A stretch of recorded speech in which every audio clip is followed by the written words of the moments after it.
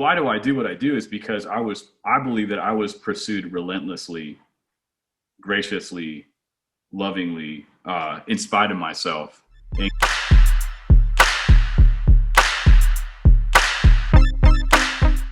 all right, Ryan, I really appreciate you coming on the Chris Show's podcast, man. It's really good to see your face. It's been a while. How you been? our faces have gotten older, I think.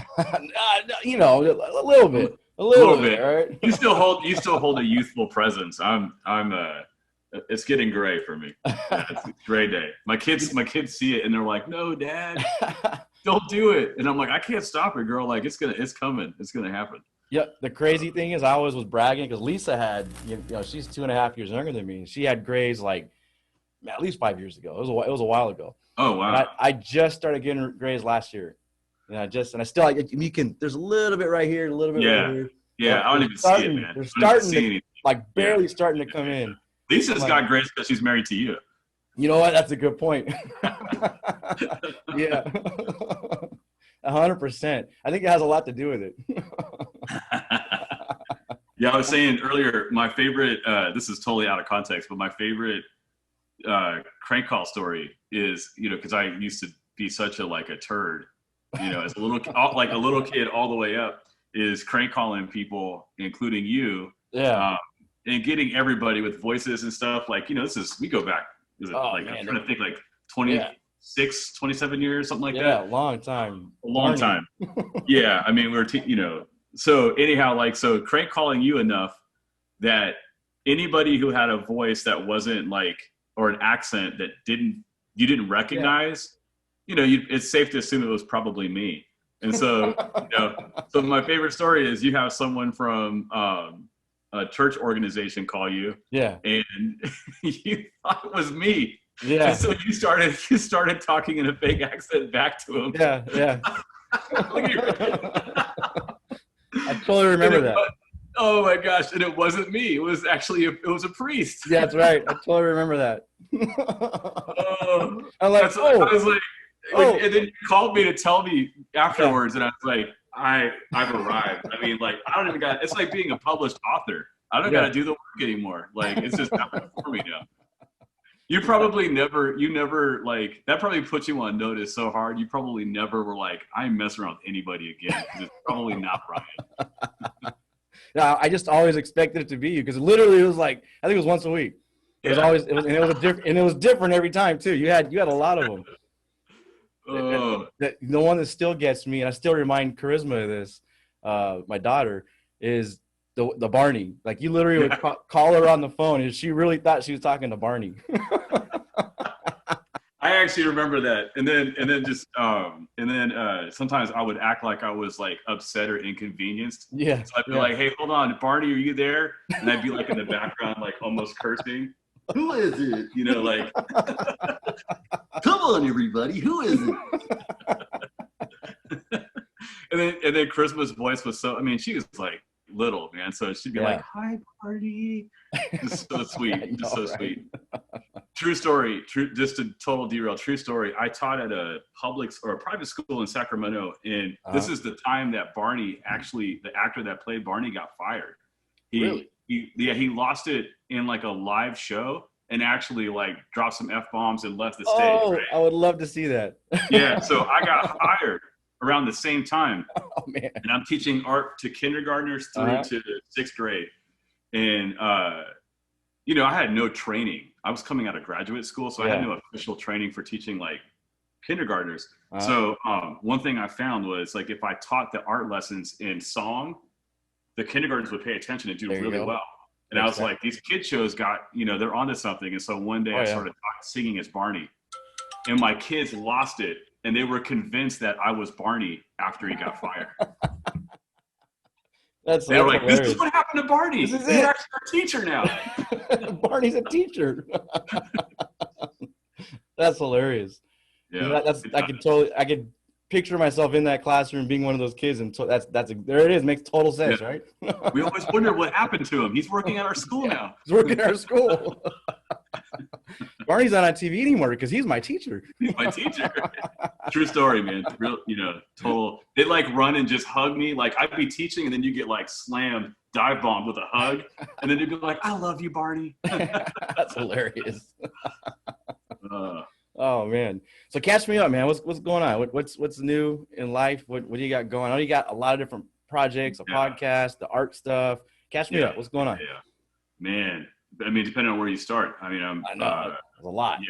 Yeah. I mean, sort of working backwards. I mean, I started out as a studio artist primarily, so kind of a contemporary artist, painter, that kind of thing. And I mean, the long and the short is when I left Palmdale, I moved to Sacramento, did a Bachelor of Arts and a Master of Arts in studio art and critical theory. And then had a knack for teaching and making, and was torn between two things. I was working at this school called Courtyard, and I was also working at a school called Elk Grove Elementary as a resident artist funded through the Warhol Foundation to reestablish art curriculum in public schools in the state of California. Because what's the first thing that goes when the money dries up? Yeah, art. The arts typically. Yeah, This amazing person named Jerry Keskes had put together this program which would supplement in practicing artists in theater, visual arts, music, and we came in and developed a curriculum. So what happened was I had developed this curriculum. It ended up being successful, but my sights were moving. My sights were on becoming a university professor and moving to the East Coast. So I was torn between my acceptance I applied to several of the top 10 schools in the country for my MFA, and this opportunity to stay and put together a competing curriculum for the state of California. Okay. And so at the end of the day, I just couldn't deny that longer goal, that longer dream of completing my MFA, going to a top tier school, and seeing what the East Coast was like when it comes to the arts. Because I mean, pre-pervasive internet, a lot of times the East and the West Coast are dichotomized between a lot of things, including theory, music. I mean, it's not that way as much anymore because of the internet, but early 2000s, it's still, that conversation was still happening. So I wanted to see what the East was like as opposed to the West. And so I ended up getting into VCU, which was the #1 public art school in the country. And so it had a lot of prestige and a little bit of an underdog status. Yeah. And the MFA program was putting out a lot of interesting work. And so they made a good offer. And so I was able to come here and teach. And I kind of just got hired on. Things just worked out really well here. And our next step was to move to New York or Berlin. But the city of Richmond and the school and like a local community, like a lot of factors converged. And my wife and I felt like this was the place where we could sort of put some roots down and do the work that we wanted to do. So a stepping stone. It was originally a stepping stone. It was just a part of the path, and you ended up just getting sucked in. I understand. Totally, yeah, man. Never would have guessed that I would go to Richmond, Virginia, and live and have my being and just build life there, man. Never would have saw it. I only saw this as a means towards another end. How many years ago was that? That was 2007. Wow. So I moved from Palmdale, California, from Palmdale in 2000 to Sacramento, and then Sacramento to here in 2007. And then, so I don't want to move anymore unless I really have. It's got to be it's got to be a cosmically, or it's got to be a God ordained call for me to go anywhere else. Because this seems to be the place that I was called, if you will. Nice. So the super quick is just to kind of, lay it out there is I teach full-time professor in art and design for our Art Foundations program at VCU. So that's a full-time gig with a lot of responsibilities. And then I founded a nonprofit in 2011 called Shockoe Artspace. It's a 501c3 that is heading into its 10th year. And that has become a kind of cultural hub or milieu for all kinds of things. Large scale exhibitions. Our podcast is going strong. I think we got like 50 something episodes under our belt. And wow, congratulations. Got a wide. You're doing it right. Like the average podcast, I think, gets maybe 4 or 5 episodes in and then it's done. And so like legitimately. So, and I don't know, we're being listened to like all over. I mean, I think it's like 140 or 50 countries now. So like who'd have thought? Yeah, it's pretty wild. That's awesome. Yeah, so that's going well. And then, I just got a hand in a lot of projects. I'm still a painter. We have a documentary that's out right now that just won. It's been winning awards in the film festival circuit, I guess. Yeah. Just won another major award, which I'm super humbled by and like surprised by. It's like our first film, first film. What's the mission behind that? Like, what's the main premise? Yeah, so I won't give too much away, but it's called The Builder, and it's predicated on, part of our mantra with Shockoe Artspeak, which is our podcast. The 501c3 is called Shockoe Art Space. Shockoe Bottom is a historic district in Richmond. And so Shockoe Bottom also launched many of the major galleries that exist in the city and other locations now. So I want to honor this location by designating the space after the location and trying to stay there as opposed to leave, instead of seeing it. So that's part of the goal behind Shockoe Art Space. Shockoe Art Space does a lot of different things: publishing. We've published books, just different projects, partnerships, and it's like about 4,000 square feet of gallery space. Yeah, so it's a very large space. And Shockoe Art Speak is the podcast that is launched out of that. And so the mantra is, it's important. I've always said that there's two things: that the arts are pervasive. So art and design is pervasive. It's not ultimate, but it pervades every aspect of our life, from the clothes you wear to the clothes you wear, the plate you eat off of, the building you sit in, the chairs the furniture you own, the car you drive, the phone you hold. Essentially, show me something in your life that isn't affected by aesthetics, drawing, design, or the arts, and you kind of can't do it. From city planning, urban planning, and oftentimes I'll say that if you tried to, you'd be left naked in a desert, essentially. 100%. Because it's that pervasive. So it's the way the internal reacting with the external, right? That literally is what it is. It's a formalized way of what's inside somebody. And this is how you show it, on the external side, right? Yeah, I would say it's dialogical in that there is my convictions would be that we're a one psychosomatic unity, fully integrated in this world, which is correspondent with that which is. So that which is would include the nature of things and stuff external to us, as well as the nature of whatever is internal to us. And in that we make and cultivate for various reasons. We do it to preserve life, like we make medicine to preserve life. We make food for, at a minimum, to preserve life. At a maximum is to flourish life, to flourish human existence, and to flourish the coming together of relationships. So the arts of all kinds enables us to understand the paradox that is our world, which is profoundly good and profoundly broken. And it facilitates the way in which we know and have our being and understand the world to a large extent. So like letter formation is what allows you to read a check and understand how much money you're getting paid. So even the person's like, I don't care about the arts. Well, you do, because you're resting on it with such magnanimous confidence that if I messed up your check, you'd flip out. Yeah. Because it's makes sense.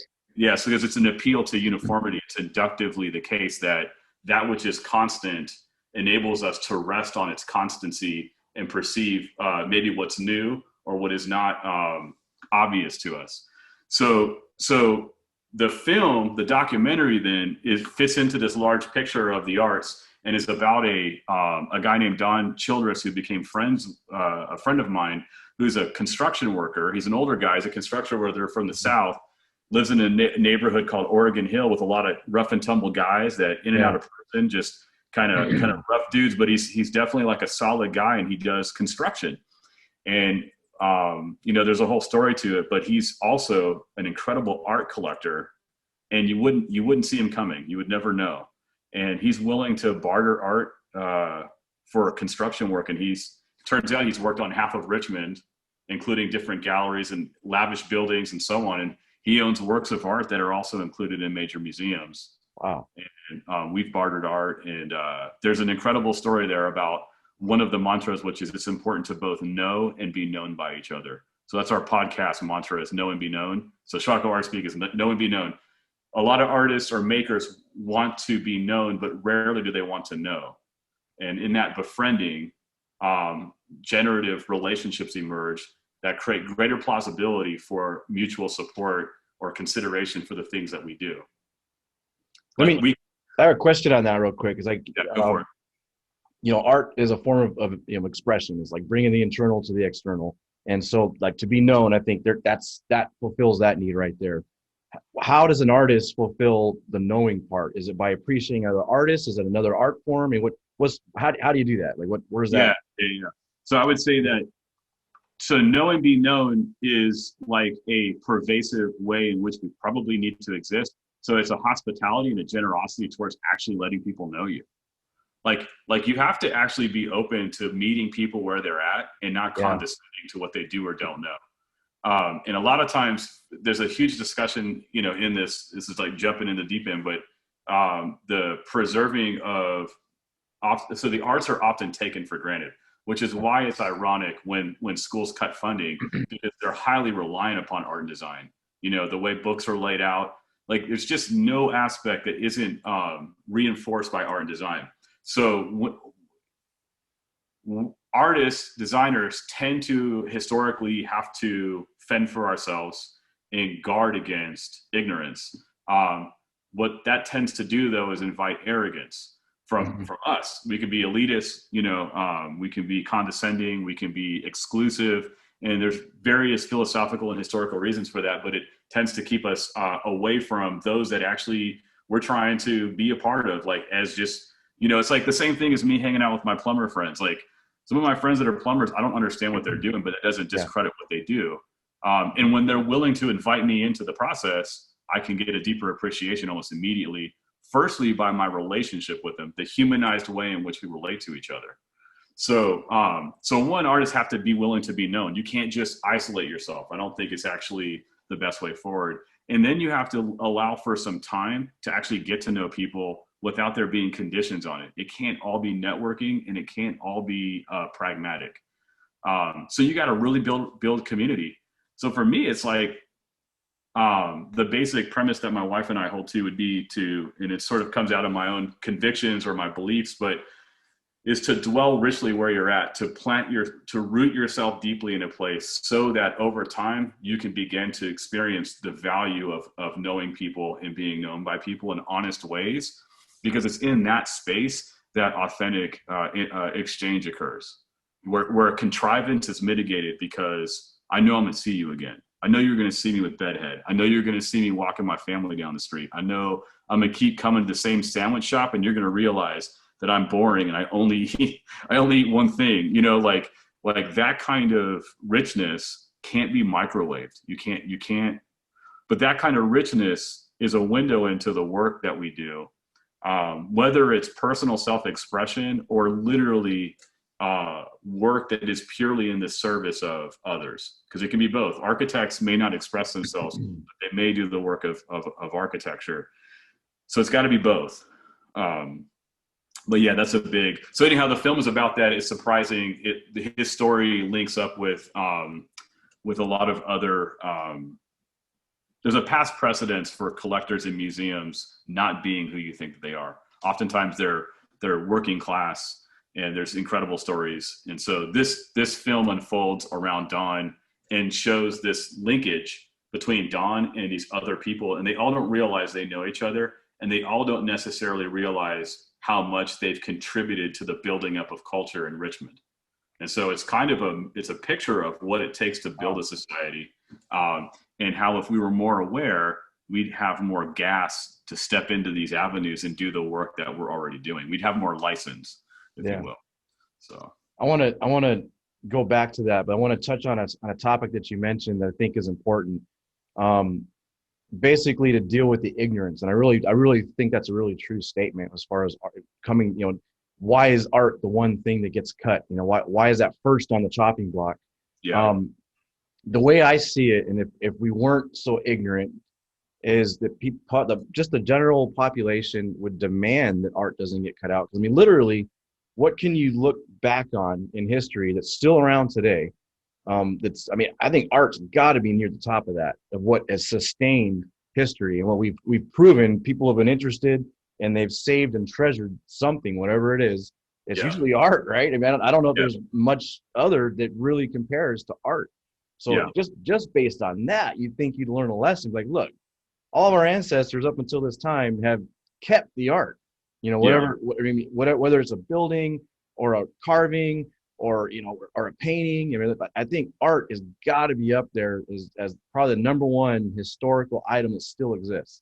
So you think that alone would be enough to be like, okay, maybe we should pay a little attention to this, because if history has told us over and over again, there's something to appreciate here. We should probably hang on to this. There's probably a lot of lessons to be learned from that. I kind of wanted to touch on that subject because that's what was going through my mind when you said that. Yeah, no, I think that's great. I mean, I think that's like a great example. I mean, as I always say, like in any case for any of us, myself included, ignorance and arrogance tend to run hand in hand. So we're easily the most arrogant where we are the most ignorant, because you're not contending with anything. So you have free space to ride more squarely on your given assumptions. So you're able to hold them together and go like, yeah, I'm totally correct in how I'm thinking, because there's nothing working to check that.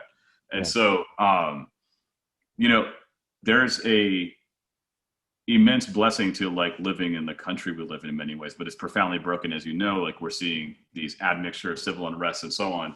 And the arts are strange in that they accommodate and facilitate everything. I mean, like, when you get into designing books that are textbooks for kids, like, who puts those pictures there? Who took the photographs? Who, like, who designed the typeface to be legible and not do this on the page to where you get seasick trying to read words in a paragraph, like, just to keep it even away from a painting on the wall. And so we have good categories when art is placed into pragmatism, like, or utility and commodification. And so those two values are really, really strong for us in the West, especially in America.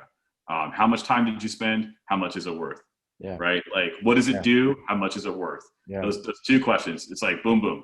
And so I think there's the middle category, and I don't have like a strong designator for it, but it's something along the lines of, you know, like in religious terms, there, you know, like in Christianity, there'd be categories, like they're called like doxological categories. They're categories that just talk about vertical praise. It's just worship. It is what it is, in that it doesn't have to prove itself in order to belong or actually have a value expression, if you will. Or romantics would call it like the transcendentals, like it's like beauty, truth, goodness, these kinds of things. But so the arts, it's like the arts are more pervasive than merely commodity and pragmatism.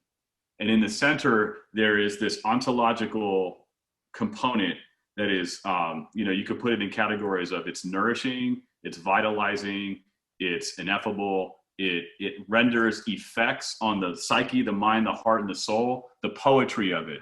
You know, like, poetry is hard to commodify, but it's not impotent in its force, because we listen to music, which is imbued with poetry. But music, we can quantify or you know, render utility, right? Like, we could say we need someone to sing at this wedding. You know, it's a part of the ceremony. It all fits in. Well, and so the point is that not to deny these two, but it's to not lose art for art's sake, if you will. Well, I mean, you almost need to prioritize it. No, let's simplify it. I mean, basically, to commoditize it's like time, money. Okay, that's very easy to measure, and so it's simple, and people like the simple stuff. Like, okay, that's easy, but look at the lifespan of that compared to the lifespan of what you're talking about. I mean, the lifespan of that is, I mean, it's going to change. I mean, all that always changes. I mean, that every culture, it's different for one, and then every time period, it changes. You might call it evolution, but it definitely changes. And then the part you're saying, which you really can't accurately and quickly and easily put a value to, that's the stuff, if you really want to get into it, that's the stuff we always label as priceless. That's the thing that literally you'd be like, well, if I give you $1 million for that, will you do it? And you're like, nope. And because it literally, it's, so I mean, what does that tell you? That tells you that value, I think, is substantially higher than the ones that you're dealing with, which they're pragmatic, like you said. And I think that's why there's value to that, but they literally have not even a fraction of the true value they have. Not even a fraction. It's, Yeah. I mean, in the lifespan, man, you're talking a fraction there too. You know, the lifespan of that compared to the lifespan of, you know, true beauty and art and the poetry, that it almost never ends. It almost goes on forever, you know, and the value almost never ends as well. Yeah. So one of my favorite thinkers, his name is Calvin Searville. He's like in his 90s now. He's a philosopher from Toronto. He would argue that the arts are elusive, and so that they are what they are, but they're also necessarily elusive to more. And so in that elusivity, we can't remain at the center of our universe in our interaction. And so it's why Plato wanted to throw the arts out. If you go back and read Republic, he said that the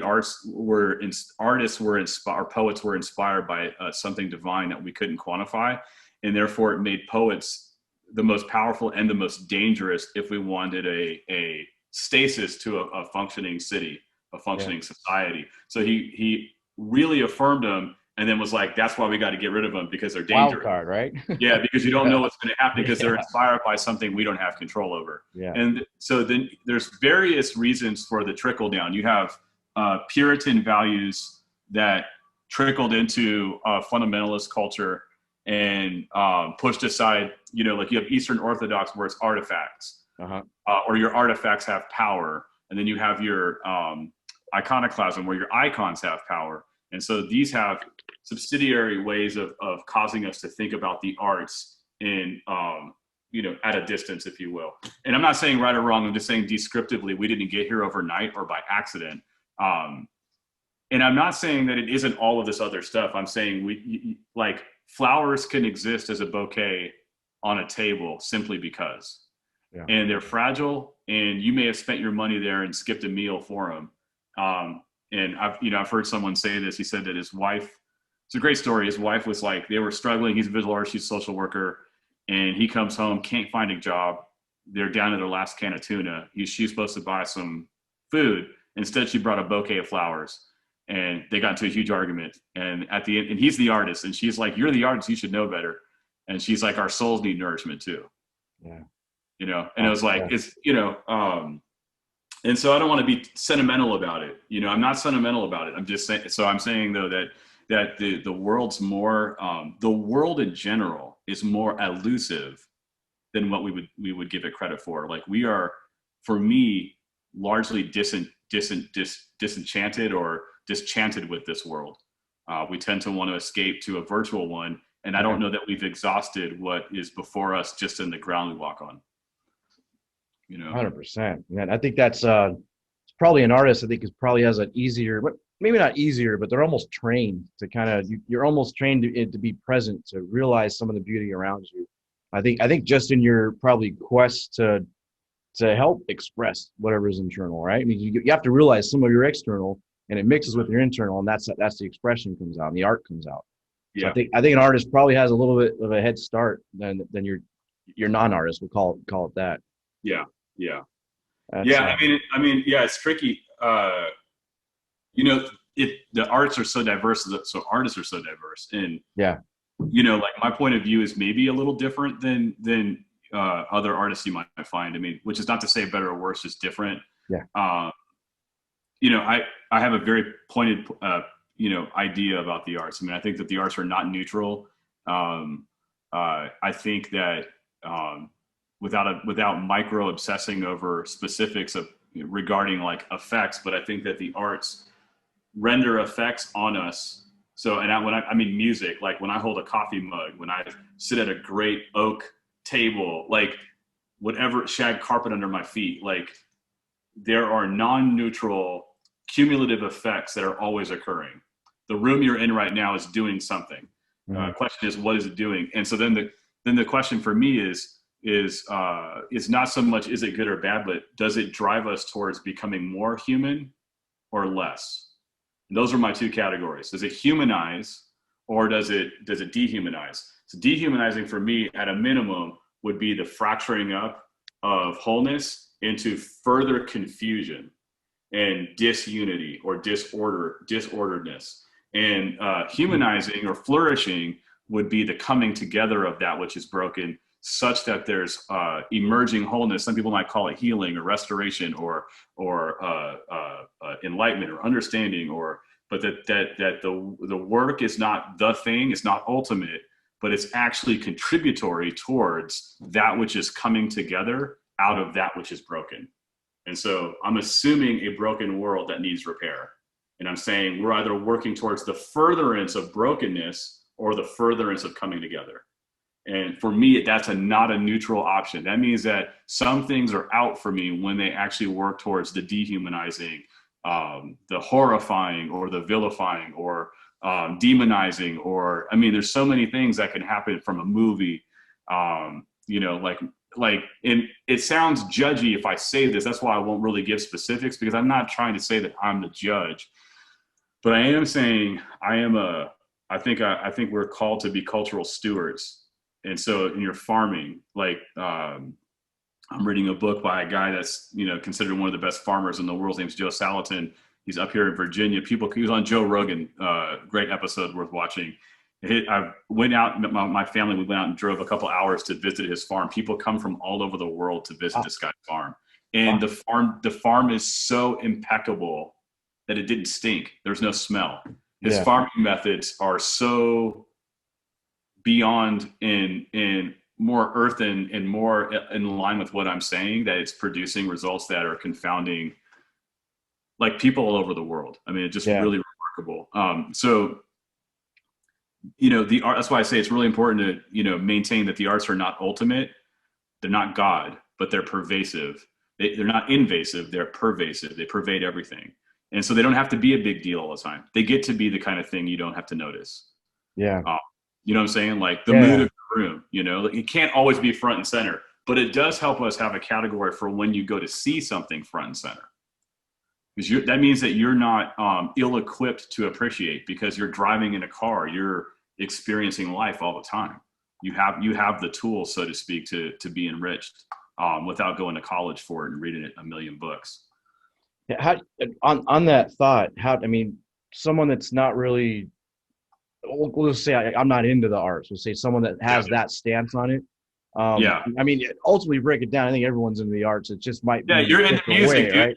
Chris shows. There you go. Right there it is. So you already contradicted yourself. It's a contradiction between what we think the arts are and what we don't think. Yeah. So that's my first response. Yeah. So basically, like, this was my argument, is basically I think everyone is into the arts whether they know it or not. You know, because art is, I mean, really, if you want to break it down to what art is, it's just an expression, right? At the most part,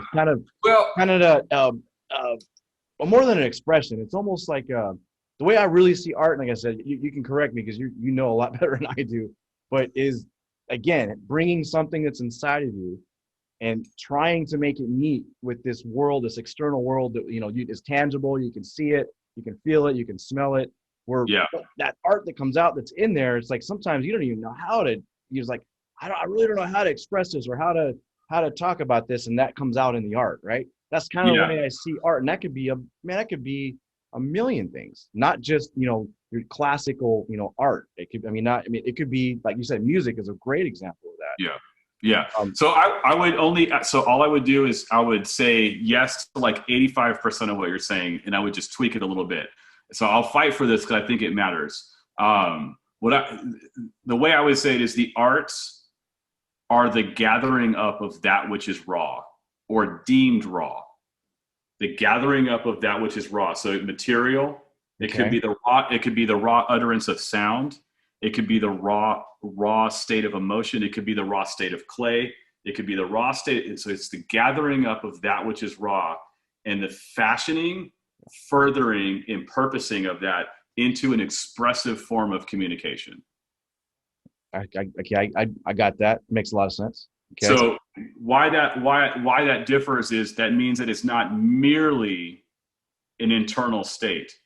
It's almost largely external. That with it bears the hallmark of interpersonalness, my personal bent.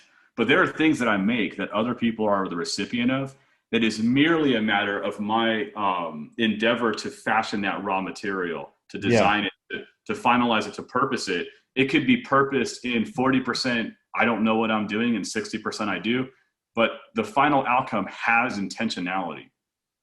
It has a intended state, whether it's fully cognizant or not, like whether we're all the way sure we know what we're doing or not at all. But that's largely out here.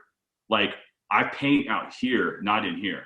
I think in here, I feel in here, I see in here, and that has something to do with it. But if any artist knows this, you can work on the same thing 4 or 5 days in a row, and every day feel totally different about it, all the while the thing has never changed. Yeah. So when I gather up the raw, when I work with like lexicology and I bring words together, when I bring grammar and syntax together, when I bring the alphabet together and I form words and those form sentences, I'm gathering up what I deem raw in materializing it into a state of in an expressive form of prose or poetry or literature, or raw body. When I move, I gather up that which is raw as far as the energy of my body, the state of feeling I have in correspondence to music, and I move in particular ways that we call dance. Or I gather up that which is raw in terms of the wind and my vocal capacities. I gather up that sound and utter into the forms of words through word formation. So I'm just saying it's more robust. Yeah. The danger of mere self-expression is then you land in the dilemma that everything is art. And I've sat in discussions where in theory class when 9/11 happened, where someone was trying to convince my class that 9/11 was performance art.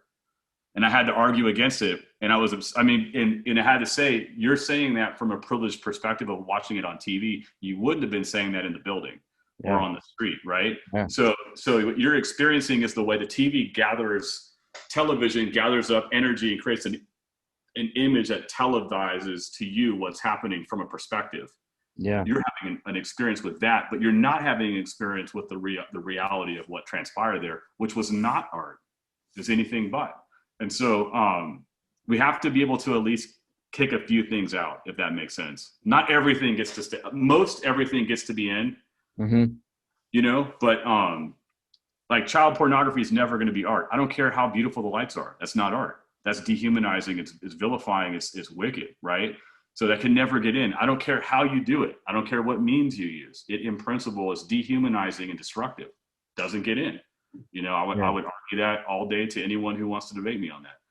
I could keep walking with that, and that would help us have a tension between the two. You know what I'm saying? But a lot of art is made that the person doesn't have a personal connection to.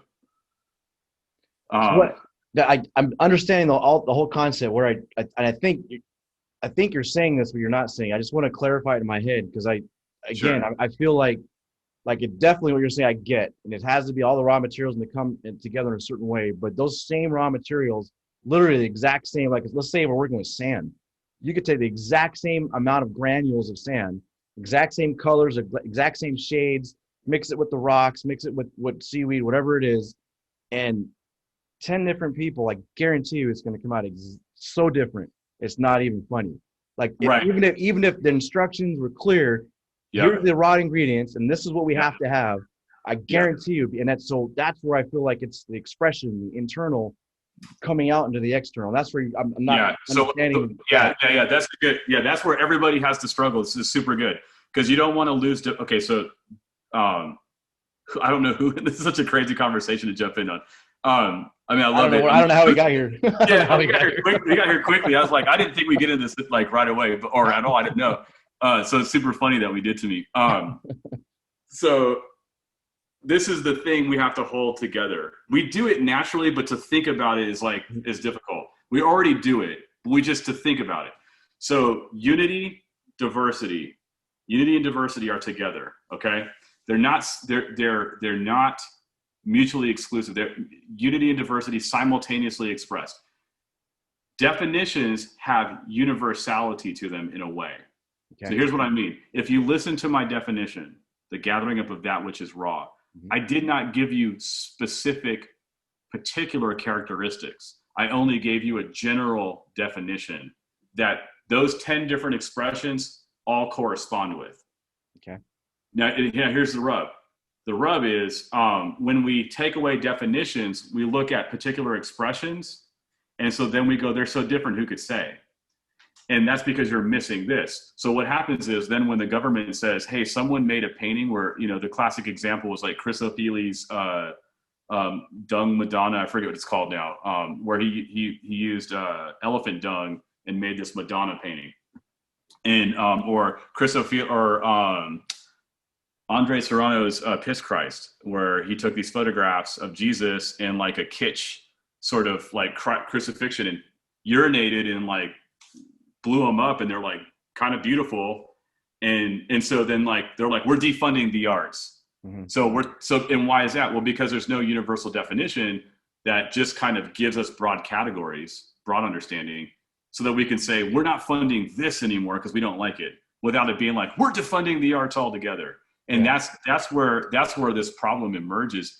It's in the relationship between unity and diversity. Like, give you an example. We're one humanity, right? We're one humanity, but how many persons are we? Yeah. Right? Sure. If I say this is what a human being is, that deals in certain ontological consistencies that never gets to particularly who is Chris. So the what and the who are together. Art and then particular kind, and all employing the same materials even doesn't violate that the arts are the arts. And the arts are always part. This is the thing that why I fight for this discussion all the time, is because the material world is so good it almost doesn't need us. What that means is the world doesn't become valuable because I say so or because I make something out of it. It's so valuable before I ever touch it that it's teeming with potential. Like I tell my kids all the time, sometimes we'll look outside the window and I'll say, if you stare long enough, the trees will grow and you'll notice it, or the leaves will turn. Or if you go in the backyard and you set your hand here and you're patient enough, the ground will meet you at your hand. It's just going to take a long time. Yeah. But so the world is teeming with life that supersedes our response to it. So when I come to make something, I'm not making out of that which is unimportant or that which is not imbued with reality in life. I'm making much out of that which is much. And I'm coming alongside that which is, whether it's the sand or the sky or ceramic or clay or ink, that, you know, this gets into the gratitude piece, that there is a reality so replete with value that we so take for granted, that we rape it, we pillage it, we undervalue it, we missteward it, and we never ask where it came from. I mean, we do, you know, I'm being hyperbolic a little bit, but, and so that is not predicated on whether or not I feel it or I personally express it. So personal expression is an effect of being an individual or a person. That's there in everything we do, what we're doing now. So that's not enough to get us to what art is. And it's not enough to compel us to see the world for the value that it possesses. And so it's what you're saying, but it's a lot more than that, is what I'm saying. Correct me if I'm wrong, but this is graduating to this, like basically, okay, I still think you need the person to express it. Yeah, I think what you're saying, and I agree 100% on, is, yeah, that's not art alone, because without the person that is going to feel that expression, the observer, and then more than just, like I said, that's more of a humanity as a whole, not just an individual, although it can be an individual. I don't want to take away from it. Totally. But you need that part. So that's art. Like the trees blowing in the winds and the butterflies, to the right person, that's beautiful. That's art. Yeah. But that person needs to be there for that to happen. You know what I mean? Yeah. Like does a tree falling in the forest make sound? It's like, well, if no one's there to hear it, you know, it does, but you need that person to hear it in order for that to be, you know, it's got to be, you know, taken in by some sort of audience. And then what I really like about, and I never thought of it this way, is, you know, for lack of a better term, I'm just going to stick with yours, you know, towards humanity, you know, towards growing humanity.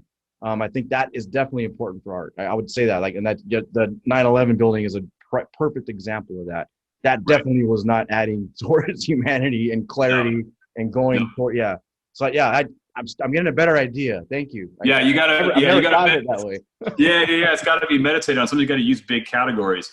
I won't. Elusive, right? It's Yeah, elusive. it's elusive. It is, and it's more. And Yeah. it's in that space where when you see a flower, we ought to ask the question, what kind of world do we live in that ceaselessly produces this kind of beauty that I can trample over in a heartbeat, right? Yeah. That is power and beauty of one kind, but not power and beauty of another kind. And I don't even like the word beauty per se. It's problematic, and I stray away from it, but sometimes in shorthand conversation, you kind of have to use it as like a placeholder. What other word would you use? I mean, beauty has this, it kind of gives you this well, what's feeling, the problem right? with, yeah, what's the problem with beauty is the problem with Eye of the beauty. beholder. You know, it depends on who's The eye of the beholder. saying Okay, it. so let's go here. I wasn't going to talk about this, but if so, I have to be careful what I say. But if there is a, oh gosh, all right, I'm deciding if I want to say this or not. It's just okay. Say it. So here's you can always edit it out. All right. Here's the thing. Okay. I'm gonna give you a line of, I'm gonna make some logical statements. All right, and I'm just gonna put them out there. You said it. You said if someone sees the tree fall, right? Did it make a sound? Yeah. And the whole emphasis is on, well, it depends on if someone's there, and by someone we mean person. So you're arguing for personalness. Here's what I would say to you: is if, let's go with, it's an ontological argument, meaning the kind of being that we are is necessarily personal. We have great diversity in what it means to be personal, but nonetheless, it's safe to say that all humans are necessarily personal. And when someone is outside of the average, if you will, we call them sociopaths. Yeah. Okay, because something is so that we're like, this is a dangerous person who is not, you know, our eyes look out, our ears take in, or like, we're correspondent beings. There's all these factors that are undeniable. And I always tell people, you know, you believe this because if you ever go to a hospital and the person doesn't know you, you don't go, hey, let me tell you my whole story before you fix my broken leg.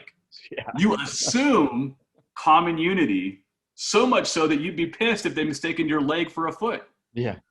Right. So there's a dumb example. So everywhere, I'm going to postulate everywhere you see a universal, it demands an absolute ground.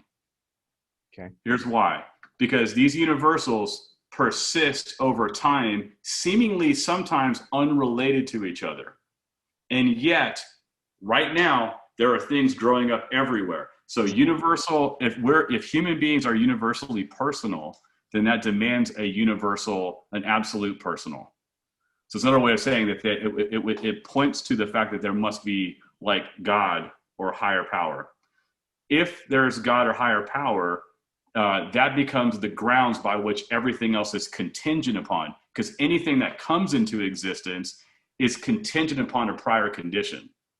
And so I always ask people, show me something in your life that didn't come into existence. Yeah. You can't do it.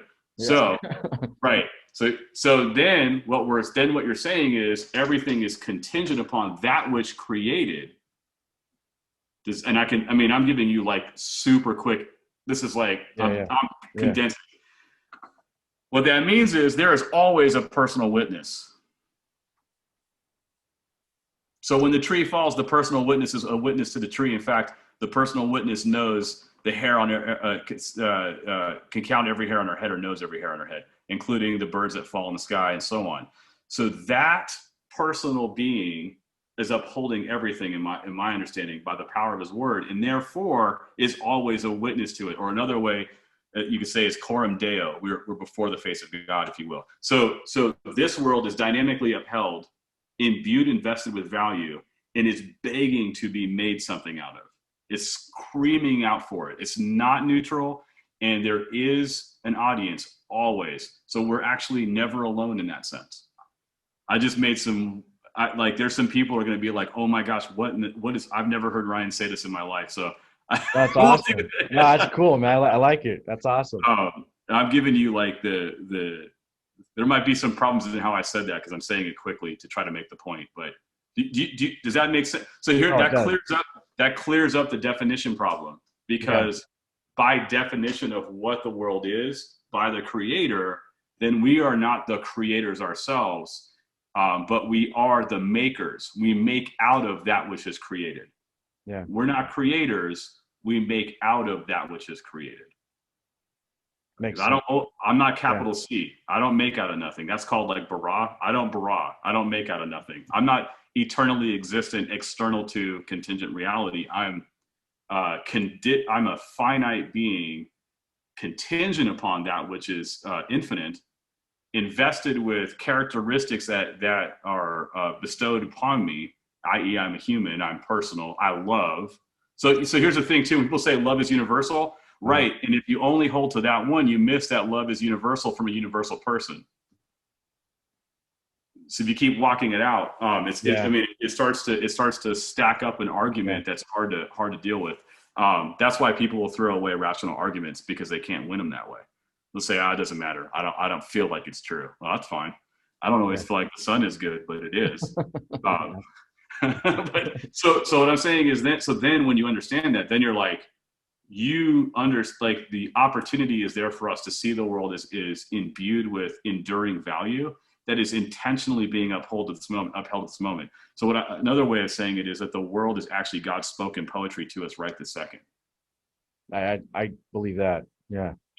So his physical world, like, this is speech from God. Yeah. He makes a world that is inductively solid.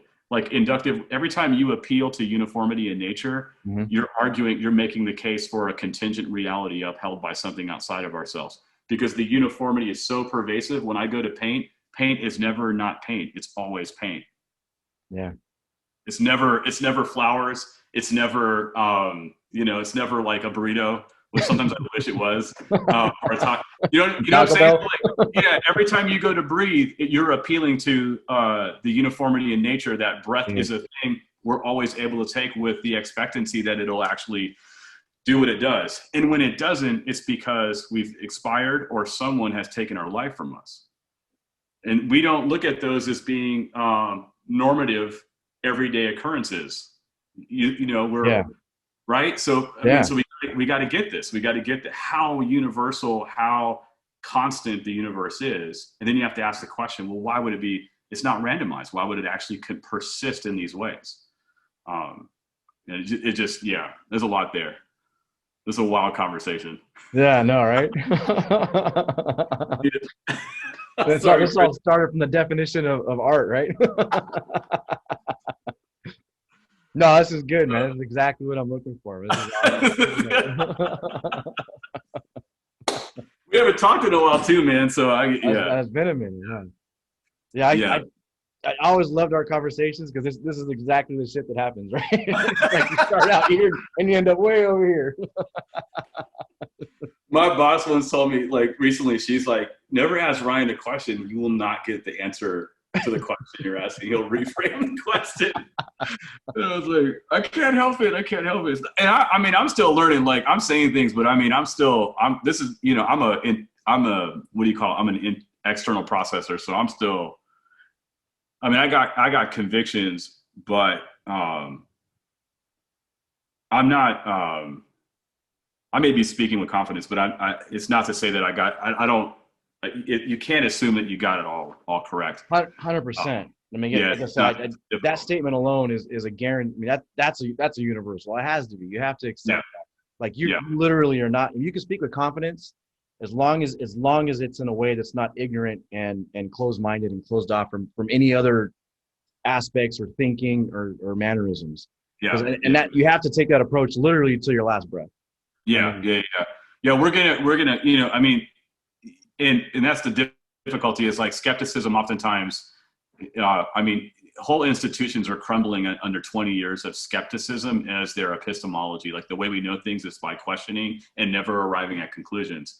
And so there's a value of skepticism, but it doesn't produce culture that is sustainable, so it seems. And so you don't want to champion skepticism to the point that people are wrecked with an inability to have any kind of assurance or confidence. And so I would always leave you. Yeah, it leaves you. It leaves you in depression or escapism. Yeah. And so and you see, or anxiety, which anxiety is pervasive at this point in our culture. I mean, most people, it really is. The numbers are off the charts. And so I would argue for reasonableness to the best explanation. And so you're always looking for what is most reasonable to explain 100%. That which is the case to the best of our understanding of it, which keeps open, so there's like closed hand and open hand issues for me. There's some things that they're not open for me. They're non-negotiables. There's a few things, very few, but there's a few. Everything else I held with an open hand, which means you gotta stand for something, or otherwise you stand for nothing. So I mean, and you gotta, I mean, at a certain point in time, I mean, this goes for anything, whether it's just taking an action, whether it's deciding, okay, well, this is the best I have right now, so this is what I'm going with. But you gotta get to that place at some point, because like I said, you're literally gonna have inaction your entire life. You'll never, your mind's gonna constantly go in circles. Like you gotta, at some point, this is my problem with some philosophy, is at some point you gotta accept some things as universal. You just have to. There's gotta be something there, and you can't. You can always argue it. You can keep going with it, but at some point you gotta be like, all right, enough's enough. This is the best I know right now. Is this is what we're going with? I'm open. I'm open to exploring, but this is what I'm hanging on to for the moment. You know. Yeah, and that's your so a lot of times, so I mean the problem with philosophy for me is when if you looked at philosophy as the obtaining of knowledge, tools that are utilized for the obtaining of knowledge. So epistemology, the way we know things is, so tools for obtaining knowledge. If you had like a plumber who came in to fix your toilet, and they always fetishize their tools and explain to you how wonderful they are, how they're made, you know, and they give you all this clarity and depth. At some point, you'd be like, when are you going to fix my toilet? Exactly right. And if every plumber came to your house, only just did that, at some point you'd say, dude, I'm done with plumbers. You're an armchair plumber. All you do is sit there and show me your tools, but you can't use them. That's the problem with philosophy, is when we fetishize our tools to show how smart we are. It's the end. Yeah, the end is not the obtaining of the knowledge. The end is you worshiping me for what I know. Yeah. And I'm not trying to give you these tools to teach you. I want you to bolster me in my position. And so that's where So I like the more the journeyman plumber approach to philosophy, which is I get in there and I fix problems with the tools that I've been given, and to what is reasonable. And so when it's useful to flex the tool, then I'll flex the tool, but only so we could get to work. There it is. And there's a Western bent to that I acknowledge, that doesn't, well, maybe it works for all, but I would just put a little bit of a caveat on that. But I do think that thinking well is lost. And so reinvigorating cogent thinking, I think, is critical at this point. But that requires space and time and dialogue. That's why I think podcasts are such a phenomenon. It's because people are looking for, they're looking for answers, but they're also hungry. Looking for conversation. But exactly what you're saying is, like, we live in a world where we're looking for the quick fix, and it's almost to the point to where, can you please just tell me the answer? I don't want to have to do it on my own. Yeah. And it's like, what kind of society are we living in? It's like you gotta, when that goes away, we're in trouble, And I think the world is hungry for that. That's why I think podcasts are a beautiful thing. And they are just conversation is getting lost, and it needs to come back. The art of storytelling and conversing and comparing stuff in a respectable and open-minded way is, I think, because we're so busy doing the meaningless stuff, the stuff that's okay. I need that like the dollar you said earlier, I'm going after that. And so we're doing that, and you forget the real art, here's a word to beauty. I don't know another word to use. No, it's okay. It's just that, That's why I said I have to do it too. It's just that I have, without getting into like 1,000 books, like, it's just that I have I have hangups with it, because those categories come from somewhere. They're not. It's like, that's the tool that we have right now. That's right. But I see your struggle with it, because beauty the concept of beauty can definitely dehumanize, and and it's wrong. And it's like, I see why you have that struggle with that word. I get that. Right. I just, that's the tool I have right now. I haven't evolved there yet. So No, it's like, no judgment on it. It's what, I brought it up. I used it. So it's just a problem. It's problematic does not mean good. It just means it's problematic. It's like, it's like a guy in your team who can play basketball well, and he's problematic. You're like, I love this dude, but sometimes he goes off and does things we don't want him to do. You know, he's problematic. You know, like what's his name? J.R. Smith, man. I love J.R. Smith. But he's problematic. DeMarcus Cousins. I mean, you know, like, man, if he would have played this year, oh my gosh. Oh man, I know. Gosh, I know. Good night, dude. Good night. I think if he's healthy, they need to sign him. I'll say that. 100%. And that's, I mean, there's so much talk. There was so much talk last year. There's talk of CP3. And who knows? It's all. Which I don't know how I feel about that, man. Because LeBron's the point. I think that's sentimental. I mean, CP3 played well, but I actually think they got. I think you let JaVale McGee go, get DeMarcus Cousins. Yeah. Right. Re-sign Dwight Howard. 100%. Trade Kuzma for some shooting wing players. No, you're right. I hate to say it, but I was very, very disappointed with his level of play. So I'm Team Kuzma. I was really hoping. I like Kuzma. I like Kuzma, but so Kuzma will go to the Charlotte Bobcats and score 18 points a game and be an Eastern Conference All-Star. Yeah. And then people will go. But it's just that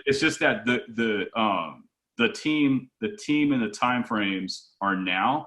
Yeah. And so I think LeBron needs a backup guard. So you go back and you keep Rondo. Less minutes is rested. Yeah. Stays healthy longer. Maybe you sign Derrick Rose. You trade for Derrick Rose. That's not a bad idea. Yeah. And you get a couple shooters. And so then you let LeBron. Need shooters for sure. That's what we're missing. Yeah, you have to have shooters because it opens the middle up. Yep. And LeBron can move into 4 years of being a 20-10 guy. Exactly. Of scoring at least 20 points a game and 10 assists a game. And have like his Magic Johnson years, basically. Yeah.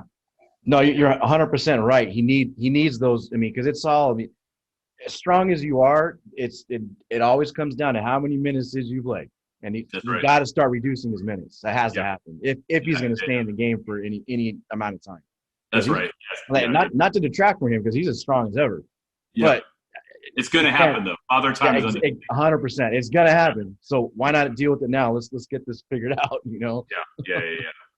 100%. But hey, something you brought up, man, that I would say is and I have to just be very, very straight. I can't have the full conversation here, but it's just too big, and I got to be careful how I say it because I could, not say it the way I think it or mischaracterize myself. But I would at least say that anthropology, like what a human being is bound up in this discussion. Okay. And so there's a lot of debate over what a human being is. And you have people that want us to completely transcend being human through technology. Like I have friends and people that are like, they're more transhumanists. Like they want their conscious uploaded onto a hard drive. Yeah. That's a hard concept to grasp. Yeah, it's a hard concept. So you have people that are like completely so driven the other direction. And so there's a lot of, I think the next great debate that is sort of like being lived out but not fully articulated is like, what is a human being? And I think every generation has to ask these questions, and we do or don't, but we should be. And that has a role in what we look for in our cultural production. In that elusivity of art making. Is like, what is a meal? There's a lot of great debate over that, right? I mean, like if you really think about it, we argue for our anthropology as the grounds for explaining why one diet is more sufficient to the other. Yep. So I mean, the debate's happening, but we're not squarely. We don't have a ground. Well, not everybody. There's not always a clear grounds to define definitionally what a human is. To answer the debate. So the debate's always solved through the means of cultural production, right? Instrumentality and utility. This diet works better for these reasons, therefore. This diet works better for these reasons, therefore. Well, we're all different, therefore who can know? And it constantly lands us in the fracturing up and division around lesser things, right? So that's how the debate's sort of being played out. That's why our politics are so polarized right now. Yeah. Is we're primed to have a foot put down and driven really far away. Yeah. So in the reverse, there's never been a more important time for story and poetry and art. Yeah. To be a little bit instrumentalized, but work towards the bringing together, and not a kind of pseudo diversity where everyone sits in a circle and chants uniformly to the evisceration of real difference.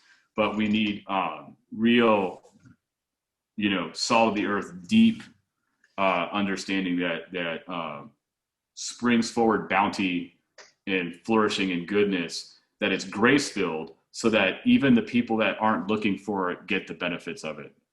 Even when a child is not looking for it, they're coming into contact with it. Like, we need fostering communities of people that are like-minded enough to get to the hard labor of doing this kind of work with a multi-generational vision for its outcome.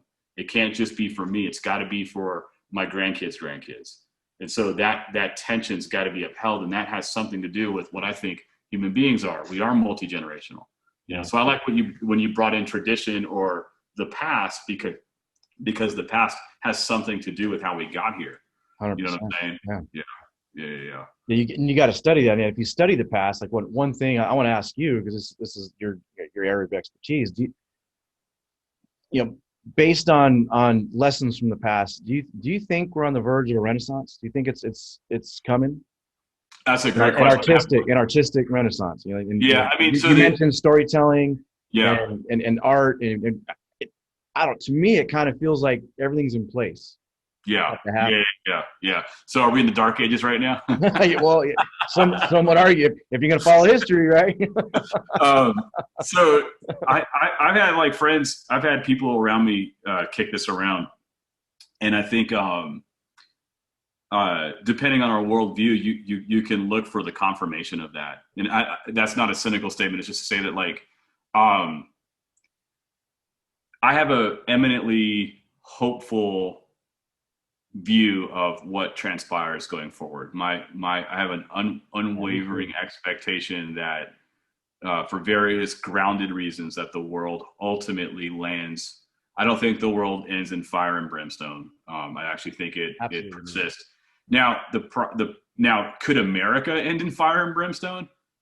Sure, it could happen. It's possible.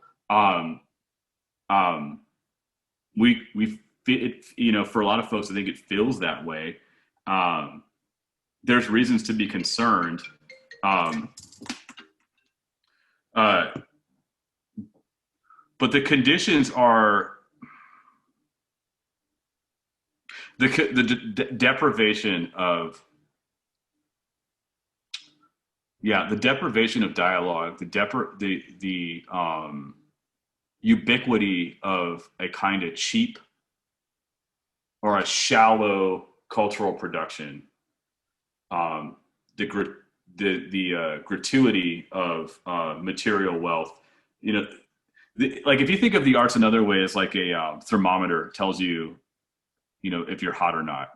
If you think of the arts as like a thermometer for society, like you look at Greek culture, there's their high period, and then they were just like lost to the base orgies, like at what's analogous to like a Denny's. It's like basically going to Denny's and having an orgy. That's where it's like they got so infleshed, so decadent that they were done. So there's rises and falls to civilization. Are we on the decline of a decadence? Possibly. What emerges out of that? I think there are cultural preservers that are always at play, salt and light kind of people that are preserving the profundity of story, the clarity of what our ontology is, what our anthropology is, and the artistry of that which is good or that which is flourishing. And so why that could become a humanistic seeming renaissance, neo-renaissance, would be because the deprivation has laid waste to so much that which has been preserved is more obviously visible to us. Right now, the ubiquity is so pervasive, it makes it hard to see and differentiate things. But if that burns away, what remains will be what you're talking about in my mind. Yeah. It can appear on one hand like things are getting worse based on our lens, but I suspect with a lot of hope and confidence that there are people that are cultural preservers of the Benedictine monks that were preserving culture and a way of life as everything was like going to pieces. And then they're just out doing their thing faithfully. And then like things change and you're like, oh, Renaissance. Like, it's like, whoa, books and illuminated manuscripts and like building furniture and speaking languages and music. Like, it's like, I think there are people that are preservers. I think what's interesting is the swell of shallow production and culture, internet culture, just makes us like we're in a swamp. It's difficult, it's overwhelming. Where Charles Taylor, the Canadian philosopher, calls it the immanent frame. He says that everything about our existence is immanent. It's bearing down on us. There's no transcendence in our thinking. So we buffer ourselves against this immanent frame. We're buffered underneath of it. So if there actually is transcendence and there are people that have an eye towards a future with hope, then they're the ones that are preserving it. And everyone else is drowning until they realize that the waters have subsided or gone away, and they can see with clear eyes the story, the humanizing stuff, the stuff that flourishes humanity, if you will. And so, so if we call that could be the way in which perhaps we see a Renaissance. The only thing that I have questions about is the expediency towards, like, you know, being a robot or AI or, or what do you call it, cyborg, like we grew up with in the 80s, and like colonizing Mars. Like, I work with people that are really working towards that. Yeah. And so I'm like, I don't know. I'm not sure how to think about that. I think that's where I'm getting old.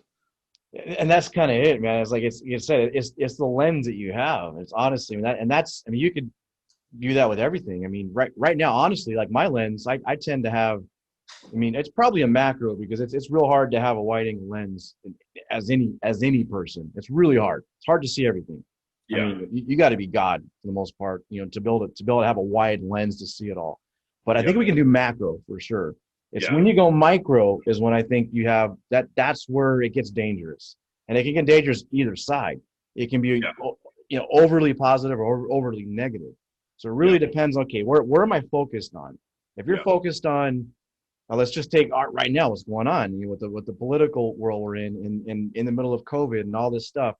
Like right now, you can literally focus on the riots, the people dying, just how polarized our politics are, or you can bring it out a little bit and get the macro, and then you kind of see if you do that. I would venture to say that if you get that macro, you bring it out a little bit, it has to get rosier. It has to, just because there's definitely good happening, 100%. Like what I can tell you without a shadow of doubt that I think there's more good now happening than 10 or 20 years ago. Yeah, if you look at if you look at like macro intervals, if you look in like 50 to 100-year intervals, or even 500-year intervals, if you look in those rhythms, you'll see vast improvements to the state of our existence, like lifespan, like there's so many undeniable things. But less hunger, less poverty. Less poverty, less wars, less people dying. Actually, less violent. Violence is less. All that. But it's hard when it affects you in your micro. Your lens is a little bit different. It's a little foggy. It's a little focused. But it's imminent. It's all right here. It's like that's hard to see anything else. It's hard to see anything else. And that's where I love what you said. Like, that's why I would go back. It's like, what solves this is there one that has the micro and macro view? Like, is there the one that can see it all? Because if they can see it all and you can see them, you don't have to see it all. It's like my kids' confidence oftentimes as a 5, going to be 6, going to be 8, going to be 11. Their confidence oftentimes rests in their what dad can see. So when we're walking, dad can see a little further, dad knows a little bit more. Yeah. And so they hold close to dad, or when they walk ahead of dad, they're still resting in the assurance and confidence they have in mom and dad. 100%. Just as a picture. And so I think that there's something to be gleaned from that. Like, what we can't see, it's like when my kids look for assurance, they look to me to give them that assurance. Yeah. They look for the words that I affirm them. Is there a word from dad, if you will? And is it sufficient to bring about my good and my calm, or my empowerment, or my wisdom and direction? Do I know what to do? And ideally, I give a good word and they receive it well. But nonetheless, they need me still. And I think that's a picture of human beings and how it is. So what I'm arguing for is like proximal knowledge. You know, take that universal person, right? That idea. How do kids act often when their parents aren't around? Well, I mean, it depends on them and their parents, really, and just the environment and the circumstances. That's a really hard question to answer because there's a lot of variation there. Yeah. What do you think though? In a non, what do you think though? All right. Okay. Let's just go general. If you go general, I'd say they're definitely going to be a little more. Obedience is not the right word, but they're going to be a little bit more adventurous, challenging.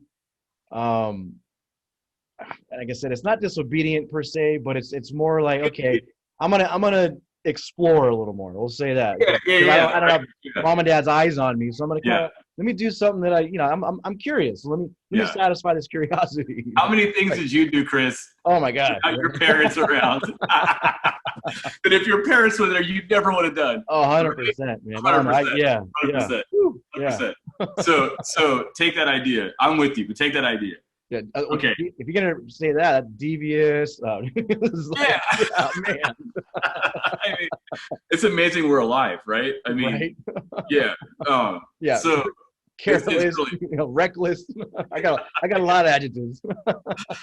Oh my gosh, there's too many good stories. Actually, really, really good ones. And so, okay, so take this idea. If you know that someone's around who has more power than you, that is so like, cause like if parents walk in the room, right? You kind of, there's a personal response. You kind of, in an ideal situation. Yeah. If an authority greater than your parents walks in the room, if a celebrity walks in the room, it all of a sudden the nature and quality of the person constrains some aspect of your behavior. If Barack Obama walks in the room, you know, as former president or when president, right? I mean, we understand based on bestowed value, standing in the culture, and a set of cumulative factors that are largely oftentimes agreed upon. Who enters the room changes some aspect of the way everybody else feels in the room. Mm-hmm. You with me? Yeah. And when those are removed, new orders are like new orderliness is created or is thought to be established. So if you leave a bunch of kids in the room, what I've found is oftentimes they're very selfish. We have to teach them how to share. You know, like I've watched a lot of kids, I've taught a lot of kids. And I'm never dealing with, oh my gosh, you guys are so sharing all the time. Lord of the Flies in here. It's never. I mean, in fact, you're shocked when that's the case. You're like, thank you so much, because most of the time that would be surprising. Yeah. Yeah, and those are my kids, right? So so what am I getting at? We are constrained by the value of a person greater than ourselves to various levels. Yeah. If we think that someone exists, but we're never going to see them, that's like I worked at Kmart when I was younger, and there was the guy who's like Mr. O or something like that. We never saw Mr. O, and I never saw Mr. O. I didn't even know if Mr. O existed, man. And one day Mr. O showed up unannounced, and we crapped our pants. Like, it was like, I didn't know what to do, dude. I'm like, what do I do? So I'm like, what do I do? Like, Mr. O? Like, Mr. O's here. And so, we even if it's only an abstract person, we can whatever. I'll do whatever. If the real person enters the room, it's a game changer. Yeah. And so I'm making an argument for in that God equation for personalness breaking into our context and establishing order through the humble value of who that person is and how they persist, and then how they impart that responsibility to other people. There's a lot of truth and a lot of importance to that, because I don't care. Like, you can argue we'll say the existence, but the belief, we'll say the belief in God. You can argue that, but I don't think anyone could, in their right mind, with any kind of evidence to back it up, argue what you just said. Is there's definitely going to be a positive outcome if we can accept that as okay, look, there's that call it what you want, but when you throw this element into that environment, that humanity gets better. Humanity becomes accountable. They respond to that, and that's, you say the president, you say, it goes from the parents to the president to an authority figure, whatever it is, but there's definitely a response to that. You can't argue the positiveness of that. I mean, that's a positive. It's order. It's sharing. It's humanity. That is that. Yeah. So if you're that's assuming someone upholds to their stature or status in that position. And so from a God perspective, for me, if Christ was real and actually is a part of the triune God, then God actually walked in the midst of humans, taking on flesh, and established his kingdom and established his presence with us in such a way that it actually convicts by contrast and compels to cry out for what only he can give. And that creates a new society where because I no longer have to hide in shame or worship X, Y, and Z, I can turn to the one that actually has the authority to deal with it, who actually dealt with it graciously and frees me to be me according to his design for me. That would be the premise. And so I guess what I'm trying to say is the unity and diversity issue is grounded in whether or not there's a triune God or not, that is eminently personal, but also transcendent. All these philosophical issues are, even if a person disagrees, it's worth thinking about philosophically. The Christ was considered the Logos, and he was couched between Greek philosophy and Jewish religion, which is really interesting because the Logos on one way was understood as what is the meaning of life? It was the question, what is the Logos? What is the meaning of life? The Logos came as a person. So just as even if you're I'm an atheist, it's just worth considering as a proposition of whoa, in between these two ways of questioning our existence, these traditions, sandwiched in the middle, Christ comes as the Logos. The meaning of life is a person that we're to know and be known by and forgiven by. So dad comes in and says, I love you. I forgive you. I free you. I've paid your penalty. Now I'm setting you to the work I made you for, which is to steward creation to my praise, to my glory, simply because of who I am and what I made you to be. True freedom, true purpose, and true calling, and true personal constraint, because it's always easier to behave when mom and dad are around. Yeah. You know what I'm saying? So I'm being cheeky in the way I'm saying this stuff. And I don't even know if I never expected to talk about this, but I'm just what the heck? I don't know if this is how I would be lying if I didn't factor this into the equation of the arts. This is this is authentic and real and true, and definitely where I was hoping the conversation would go. So yeah, this is it. Yeah. So all that art stuff then starts to make sense, right? Yeah. Take for instance, if you look at the Bible. Okay, so check this out. Here's another good philosophical question for you. If I shoot you a text right now, why does the text hold meaning for you? Because I sent it and you know me as a person, right? And I'm alive. Now, if I'm dead and you're reading the text 20 years later, the value of the text is different, right? Oh, yeah. Because it's past tense. Yeah. If God is alive and you open up his Bible, that's his text message to you immediately, because those words are symbols that are formed into meaning that he's upholding presently. That means that the text is not dealing with past tense as much as it also is dealing with present tense, in that God is alive. If God is alive, then those words are his chosen words for us, like a text message you're receiving from him that you go, oh my gosh, God's talking to me right now. Yeah. And so in that understanding, then he says things like, it's not good for man to be alone. That was before the fall.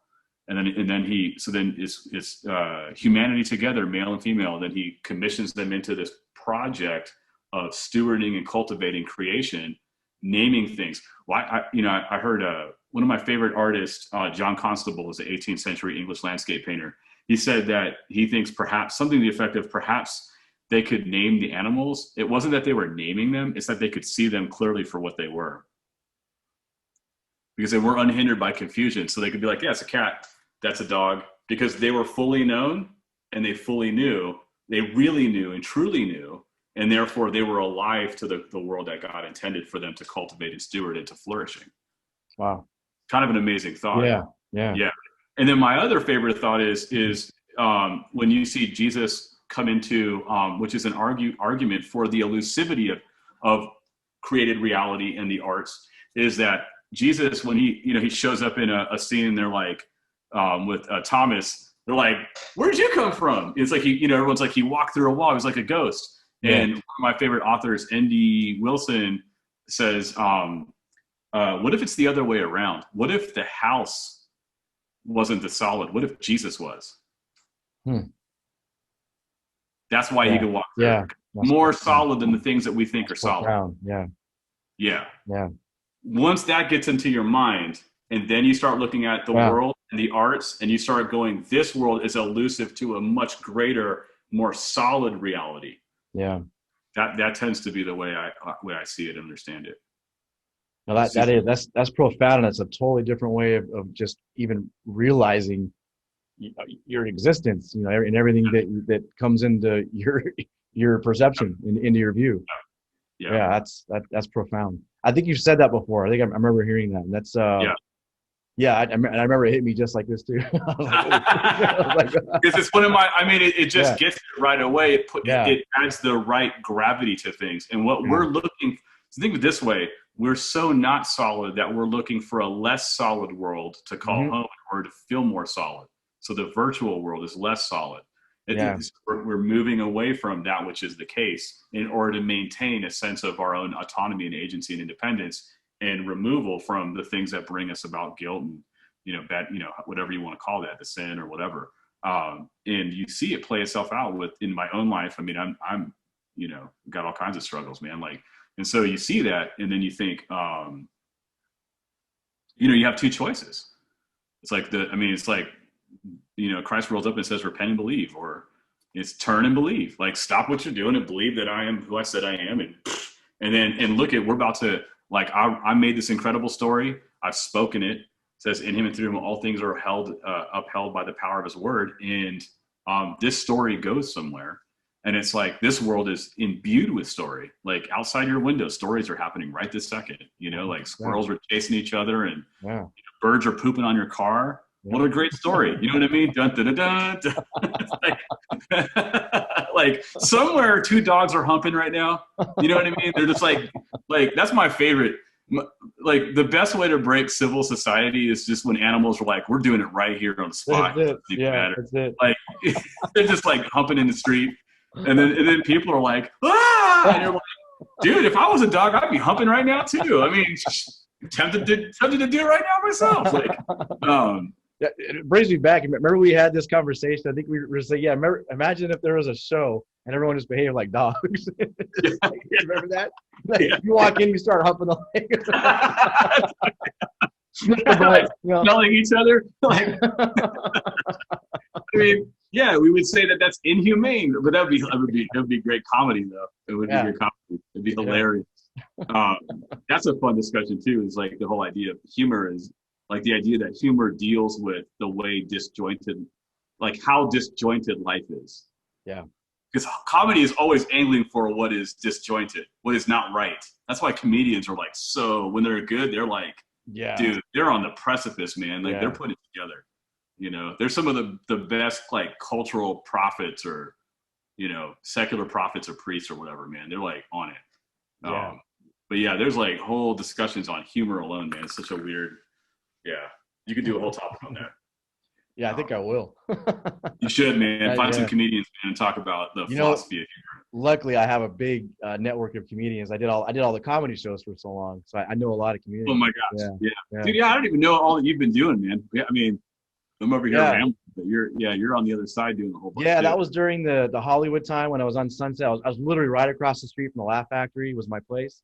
Oh my gosh. I went to Laugh Factory a lot. I knew everyone there that frequented it. And that's a pretty big place in Hollywood. People that don't know, still is. And then I had my own comedy show right there on Wednesdays. Wednesdays I'd have it. Do you think comedy's going away? Oh, 100% no. No way. They're going through a struggle right now.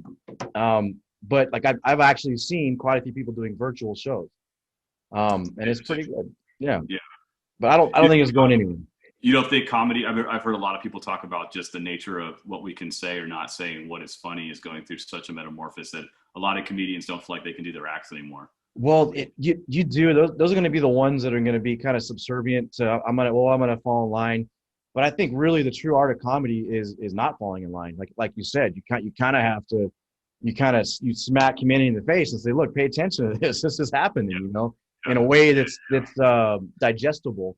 And it's not, it's like if you said it in a different environment, you couldn't say it. People would be, and I think that's where the comedians are struggling to find that again. Right. Right. And the political correctness, that is, and I think it is definitely harder.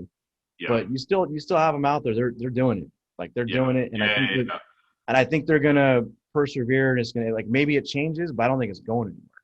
Yeah, I've heard Joe Rogan talk a little bit about it. I mean, I know that. I mean, Dave Chappelle, like he just kind of that last one was out there, right? That was pretty. Put his foot on it. That was really. I mean, and there's that's the thing. It's almost it's like art. You got some really critics that were like absolutely loved it, and then you had people that were. Yeah. What was that? I mean, you have both sides. Yeah. I think we're at a time where to your question about like this sort of like Renaissance concept.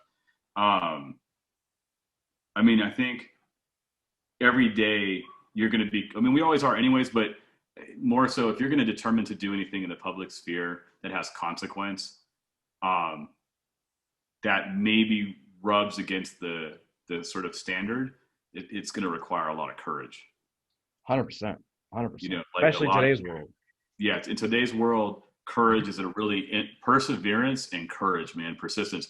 And anything, I've found this, man. I've dealt with, even in my own work, I've had naysayers almost at every level. I've had people that laughed when I said I was going to make a documentary. And then now it's like, and if I would have listened, then it wouldn't be made. And it affected a lot of people's lives, and it became better than what I expected.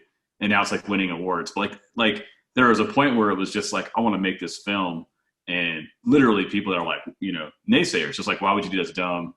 You don't know how to do it. Same thing with the gallery. Same thing with certain ideas about the podcast. I often find that had I listened to the critics, all the stuff that I'm doing. I would have done, man. And then it's staggering. So it's staggering to me, like in contrast to or in relief to all the times that I did listen to the critics, or the fake critic, in your mind that is telling you not to do stuff, not to stick it. One, right? Yeah, that's the hardest critic. Yeah, the hardest critic, man. On that subject, something I wanted to speak about when you were first talking about the documentary and the Shockoe art space. I remember you telling me, and here's this is going to lead into. Supposed to ask you questions. We didn't do it. We'll do it on another podcast. But I want to deal with the first one, the why, because you just brought it up. One thing that you've done, and I want you to just tell the listeners a little bit about this, and I think it's going to tie in with this conversation right here. One thing you've done with when you first started with the 501c3, when you first started with that, I mean, it's about, and you've told me, like, look, I'm into this community. You said that already. I want to like basically give back and honor this community that I'm in. And there was more to that. Like I remember you telling me that that's why you're trying to find ways to give back to this community. And I think you're bringing, like you mentioned the rough crowd with the plumbers. I think there was more rough crowd as well, like people that, and that you've used your space and your position with art to, I guess I don't know what the right words here, but basically to kind of motivate them in a positive way. Because if it's, you want to go? I don't want to run with that yet. Do you have a question? Do you want to keep going, or let me do that. We're gonna have to kind of keep it short, that part of it. But but you're doing that, and that I think the question. Let me just ask the question, and then I want you to remember that right there. I want you to explain a little bit more about that. But the question is, you've done this. You've had this community outreach. I mean, you've got churches that you've been involved in as well that kind of surrounded all this. And we'll just call it the community of where you are, because I think it's all in that community. So with that, not listening to the critics, I mean, let's even go back farther when you were, using Q-tips in your art in Sacramento, like stuff that was like, people were kind of like, I think you remember some of your instructors were kind of like, Ryan, like, but then they really, like, they got it, I think, at the end. They were like, whoa, and everyone is in awe. So with not listening to the critics and continuing what you feel is your path and you feel is the right thing to do, I want to know, why did you do that? Like what drove you to keep this path, or what stopped you from listening to the critics and not doing all the things that you've done that have kind of led you up into this point in your life? And answer that, and then don't forget to go back to the community that we were talking about earlier. Yeah. All right. I'll try. Okay. So one thing I've always had good friends and people that love me around, from you. I mean, at every stage of my life, I've always had people that I trusted that love me dearly, that I love, and could be a wise critic, meaning not just a carte blanche hater, for lack of a better word, just like, projecting maybe whatever is going on in their minds onto you or something like that. And so I've always, and to this day, I have good folks around me that I'm not here by myself I represent more than myself, I guess, if that's the way of saying it. So that's just there. And I can look back at every point in my life. I've always had some people around for one reason or another that, whether they knew it or not, were constraints that helped keep me on a course that was, at a minimum, life preserving. So just, at a minimum, just that my life was preserved, let alone anything more than that. And so, ask the question again. You said, let's basically what I'm trying to figure out is why do I do it? Yeah. Why? And like, what is that? I mean, you almost answered it already. Because you're thinking, okay, this is beyond me. This is more than just myself. I'm representing, a bigger audience, a bigger path. Like, I think you knew your journey from early on. Like, right, you may have started with, this is, life preservation, but then things started to fall in line. Things started to make sense, and things started to kind of take on a larger meaning. And that was beyond just, okay, this is beyond just, life preserving. Now, I think your eyes opened, and you kind of, you went on this whole new path. I can say that because I got to watch you do it. I got to, for sure. I got to watch the evolution of Ryan. Not just art, but just as a person as a whole. I remember a conversation we had one time in the Palmdale High School parking lot. We were in a community college class together. It was late at night, and I was talking about how every time I hook up with this girl, bad things happen, and I'm like, and we're talking about, it, does God exist or not? And I'm like, I don't know, man. And you're like, dude, I think it does. It's like 1997 or 98. And then you're like, and I'm like, I don't know, man, but I do feel like there's like a Satan or something, man, because I'm with this girl right now, and like, whenever I start to think that maybe God is real, she calls me up and she entices me. And so we're talking, like just two young dudes, like, just who knows, man. But I remember this. And then, like, as we're talking, you're trying to tell me something about it. And then I get on our beepers, and I look down, and it's her. She's beeping me. It's like 2:00 in the morning, man. She was right by, and she's like, "You want to come over?" And I'm like, "What the heck?" And you're like, you just start laughing, man. You're like, "Dude, I don't know." And like that stuff was happening to me all the stinking time, man. All the time. It would just flip me out. Like, I couldn't. They're anecdotal examples, but I couldn't shake them, man. Stuff like that was happening all the time, and it would just gnaw at me. It would just eat at me. And so I was. It's like hearing a voice and being like, "Where's that voice coming from?" And it's just enough of a voice that you can't let it go. And you try to ignore it, but you're like, "Dang it, it's still something. There's something here. It's that elusivity." And so I had the early desire to make sense of why I had certain desire. I wanted to understand, like, why do we have these desires? Like, why does the world make sense? Like, why do things come together? Like, why, when, I play basketball, does the ball go in the hoop? Like, I couldn't shake those kinds of questions. And so I try to hide behind humor and just being a goofball. I was a class clown. I wasn't a very good student, but I didn't, my home life was, what it was. It wasn't an academic home life. I didn't have any of that. And so I had this hunger to know and I had a desire to be known. Yeah. In a deep desire, and I wanted to be known in a way that freed me from hiding. I got tired of fronting. And so I got tired of wondering what it would be like if I could just be accepted for who I was, right? Yeah. But I also had questions about, like, I knew I wasn't what I should be. And this is really at the wrestle, man. I would lay a 25th, Palmdale is a 25th Street, and I forget what the apartment's right. Yeah, an R. Man, I would just lay in bed at night going like, there's got to be more to life than this. This cannot be it. It can't just be like sex. I mean, sex is great, but it just can't be that. It can't. It's like, it can't just be like chasing after a love interest, or making a cool picture and having people like it. It's like, I already got that, and that freaked me out. Like, it was like, if this is it, I already got it. I'm out. I mean, I was, at some points it was like tempted to take my own life, to be honest with you.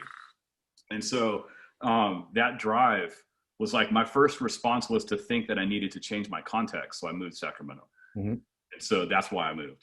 Yeah. Once I got answers for that, then my drive became to share those answers with other people. And not like in it's like when you see a good movie, you can't help it. When you eat a good meal, you can't help it. You got to share it. Yeah. So why do I do what I do? Is because I believe that I was pursued relentlessly, graciously, lovingly, in spite of myself, and given the answers that I was looking for, in a way that was credible and sufficient, and dealt with my humanity and my folly, my sin, my shortcomings, all of those things. And so that all grounds you. And then you're like, there is a reason for the arts. There is a reason to like love my neighbor. There is a reason to ponder the mysteries that are unfolding before us. There is a reason for sex. There is a reason for love. And there's a reason for these things to come together in their way. And it's like, when you've been given that kind of abundance and it's freely available, how can you not steward it? It's like house money. How can you not spend it? Yeah.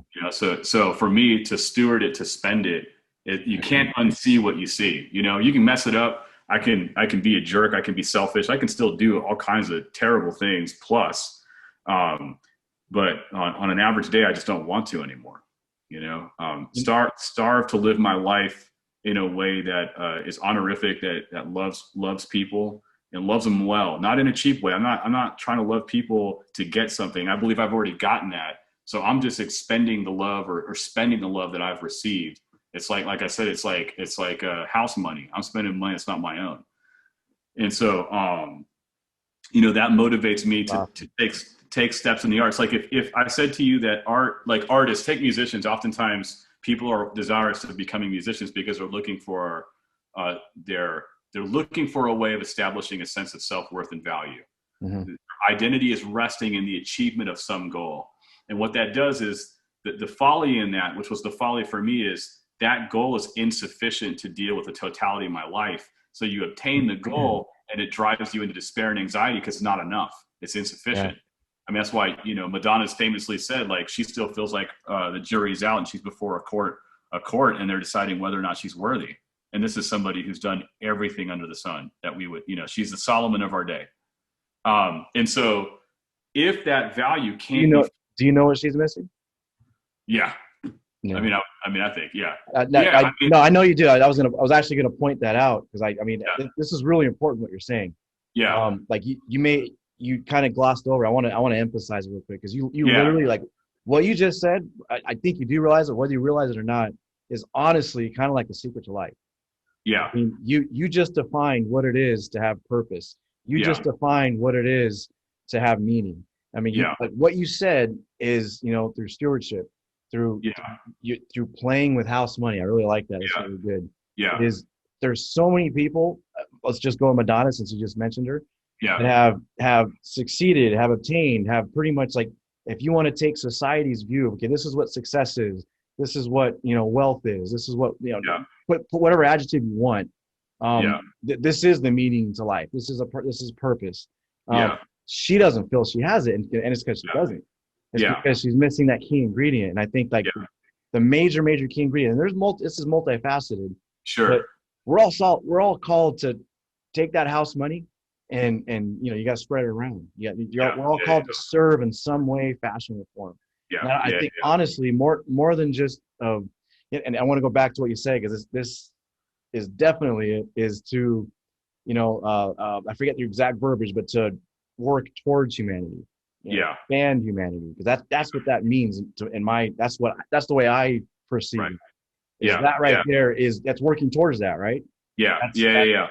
Yeah. So if you took a couple of us and we were all smoking cigars, drinking whiskey, we could kick the ball around, but the tables become smaller, and we're not kicking around about big things in a lot of ways. We're starting to narrow the field down in the discussion, and so I think there's a few different ways of grounding that. So for me, my convictions would be that the ultimate that I am, so like as like a guy who's a Christian guy or whatever, like my understanding is my value doesn't come from what I do, but what's been bestowed on me expressly through Christ. So in the way I would look at it is like, in a Trinitarian theology would be Father, Son, Holy Spirit, one God, three persons, ceaselessly existing in a mutual state of love and adoration, ceaselessly. So in that ceaseless existence of adoration and love, that is an eternal community the world is created. And so out of the ceaseless love and exchange, based on what or who God is.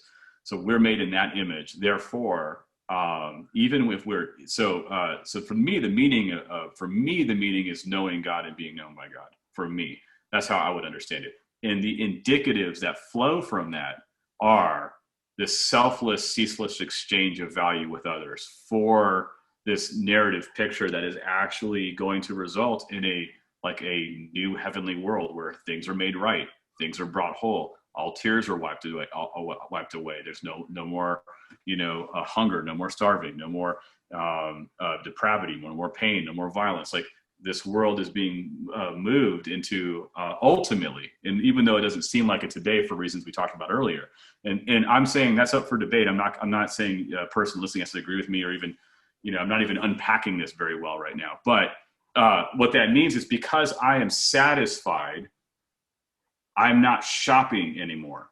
Yeah. So I'm no longer expecting you or anybody else to fulfill in me what's already been fulfilled in Christ. Therefore, I have a different way of relating to the things of the world compared to what I did before Christ. Before Christ, you might have been the thing I needed, and I didn't know, and I'd consume you up, and then you wouldn't give me what I needed, and I'd move on. And so I'd keep wandering in the desert, looking for the thing that would satisfy this desire in me that I found satisfied through Christ. So it's like once that is not the goal, then you're living out the purpose of life. The purpose of life is the person that I'm known by, and that is forgiven and knows me and frees me to be a part of the family, if you will. And so now I'm purposed by Dad, if you will, to like go out and do this work and find your rest in me, find your contentment in me, and like if the scriptures are true, this is the dude that takes 5 pieces of bread and makes it feed a whole how much, right? So I believe in that kind of multiplying power. That God actually multiplies the fishes and the loaves. He multiplies our time. He multiplies our talents. He multiplies our families, our relationships, and they don't have to stay shallow. They can be deep and multiplicitous.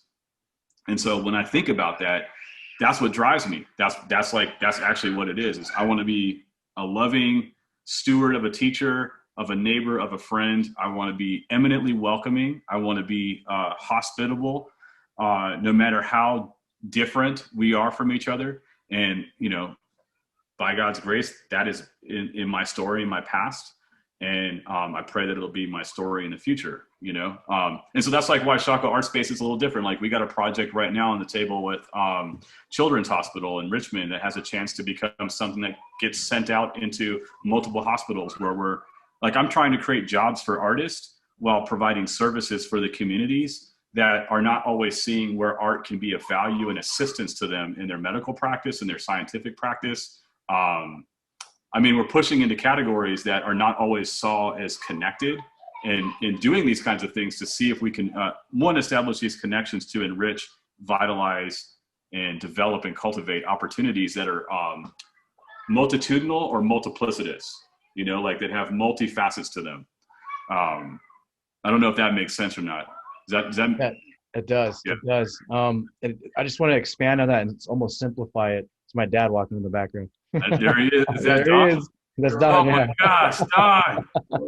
What's up, Don? Oh, you look good, man. You, how is Chris? How is Chris looking older than you? I don't get it. Yeah. I want to close with this, and we're gonna have to do a part 2 to this because we're not even close. We're not even close, but unfortunately, didn't I say? Am I the longest episode? Is this the longest episode? You are, and then there's gonna be a part 2 because we need to, right. go a little more. Let me close with this though, because you were on a. I like what you were saying, and I love to be known. I mean, to be known and to know. Now, I want to say, is it fair to say that? I mean, you're saying like you may have been something that I was seeking and fulfill my need, and then I'm going to move on. But in your quest to let's just go to know God better, right? Would it be fair to say that because humanity is God's creation, God has commanded us, to love each other as ourselves? Yeah, as a command. Yeah, and would it be fair that, I mean, just like you know your wife, right? You know your kids, but you're probably never going to stop pursuing to know them better, to know them deeper. 100%. Never going to. So, and in that, like in your pursuit to know and also to be known, because to be known means that, God's children, God's creation are going to know you better. And through that, they're going to know God better. And it's cyclical, like the same thing. That's for right. You. For you to know God better, you have to know humanity better. That's right. It's almost, so would it be fair to say that right at this point, in your quest to know better, that leads you to, I mean, it's sky's the limit, right? You got your quest to know humanity, both and individually, each individual person, and better as a whole, kind of goes with that idea, right? I mean, I'm trying to. Yeah. I mean, I don't want to put words in your mouth, but yeah. No, that's a great thought, man. I appreciate that thought. Like, I think it frees you to, like what you said earlier, which is we can't know everything, but I can know the one who does. Yes. And the way I know my wife is present tense with past tense experience added, right? If for some reason we were not together anymore, I would cease to be knowing my wife. I would know of her, but I would no longer know her. That's a proximal relational kind of knowledge. And so that's the key. So the mistake we make, I think, and the mistake I used to make, is I would think that knowing ultimate reality was an abstract dilemma of ascendancy in my intellect. And so I would try to get to an abstract equation that would unlock enlightenment, and then I would know God, if you will. The problem with that is God came in the form of Christ as a person, and that's the way he has revealed himself. And so you can't ascend to God through abstract reasoning. It'll land you in what some would call condemnation, because you'll be overwhelmed by your finitude, and oftentimes existentially land in despair, which is what a lot of your existentialist philosophers did. Yeah. So in the reverse, God is not so personal that he actually is the creation and you're above it. It's not pantheism per se in my mind. That's my, I would debate this lovingly. So it's these two things together. And in knowing Christ, I know myself. If I'm not walking that out, like I start to lose track of who I am. I start to devolve. And in my devolution, my stewardship and my actions start to bear evidence of that, like a thermometer. It starts to show that I'm sick, and that sickness actually starts to affect others. And so there's an imperative to trust, to find my rest, to find my hope, to cling to, in order that I may be able to be a humble steward that actually lives horizontally my life in Christ for others to see, or to experience, to taste and see, that kind of thing. Salt and light, right? Salt preserves, but salt also is manure for regeneration. And so salt would actually be used to to create manure out of shit, basically, out of crap. So there's a redemptive quality in it. And so to live on mission, if you will, or to live your life this way, is to say that there is an ultimate reality. It's free to you. It's available. And it answers the question of what to do once you know what you're for. It also gives you what to do. So I know who I am, and I know what I'm for. And there is freedom in that, because I'm not questioning it any longer. In that sense, I still have questions, like my son asks me questions because I'm dad and he's not. but those questions are grounded in my security in Christ. And so I'm freed into the mystery. I'm freed into it. I'm not threatened by it any longer. I don't run the risk of losing my life to the mystery, to the void, if you will. But I can bravely enter into it. And what I find relationally is I put it this way. We can't exhaustively know God, but we can relationally and truly know him, really and truly, but not exhaustively. We're not absolute beings. We can't do it. Yeah. So we will have an eternality of time to both know and be known relationally. That's why it would take an eternity. Can't have it all at once. We're not one-to-one. And so therefore creation has something to do with that, in that we are the kinds of beings that are contingent in, bound to our bodies and our physicality. Therefore, we actually need a space to inhabit. We need things to do, and they need to matter. It's all together.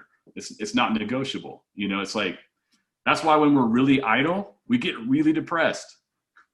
Yeah. We got to live a story, right? I mean, we're characters in this story, and any good story, you got to have some opposition. You got to have a hero. You got to have a guide. And that's our life, right? That's it. Yeah. And my story, I'm not the hero. Like, so I'm like, then the question becomes like, can I be cool not being the hero? Yeah. You know what I mean? Am I cool with that? Well, if the best example I got is I used to play basketball with, I don't know if you remember Maurice Wright. I do. Reese. So we would go play ball, and when Reese came back, he was MVP at Payne College. When he came back and we would play, man, he was so good at that point, and I wasn't playing as much. So I had gone down a notch, and he had gone up like 50. So we go to the park, man, and I have more confidence hooping with him than on my best day when I was like at my best, right? And so you go and you're just like, I'm rolling with him. Like, I know we're going to win today. Like, it doesn't even matter. I got confidence. You know what I mean? It's like that, man. It's like that confidence is vicarious through someone else other than yourself in some ways. I would call it Christ's confidence. It's knowing the one who actually made you. And so that's where you can have a humble confidence to get to the work of doing what you can without always feeling like you got to know it all first. That's a really good way to put it. That's a really good way to put it. And it's like your analogy of your kids trust because they're with dad, and dad sees farther than they can. It's like it's kind of like that. It gives you that confidence. Yeah, that's right. And so that's the confidence. I think we often most people, as you know, fail because they fail to start.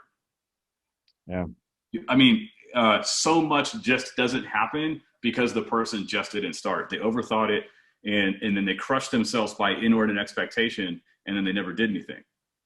You know what I mean? Wow. And then the next one is actually sticking it out. Failure to start, sticking it out. If you can steward wisely, start, and persist, 100%. Then fruit will bear out. But if your motives are to be known and to find satisfaction that comes apart from what I'm saying, it will be compromised from the get-go. It's like the guy who's always starting a rock band but never actually sings. He wants the benefits of being a rock star but never wants to do the work of writing a song. Yeah.